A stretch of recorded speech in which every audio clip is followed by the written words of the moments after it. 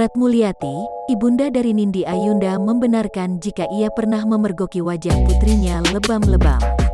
Ibunda Nindi mengakui bahwa hal itu diketahuinya dalam beberapa waktu terakhir ini. Kala itu Ratmulyati melihat luka lebam ada di wajah dan sekujur tubuh dari Nindi Ayunda. Ya, terakhir ini, lihat Nindi lebam, kata Ratmulyati di Pengadilan Agama Jakarta Selatan, Rabu, tanggal 7 April tahun 2021. Di muka sama badannya, lanjutnya. Luka lebam yang dialami Nindi diduga akibat dari tindak kekerasan dalam rumah tangga, KDRT, yang dilakukan suaminya, Askara Parasadi. Ratmulyati mengaku sebelumnya ia tak tahu berapa lama putrinya itu mengalami tindak KDRT dari suaminya. Saya nggak tahu ya, berapa lama KDRT, tapi kan abis itu Nindi cerita, ucap Ratmulyati.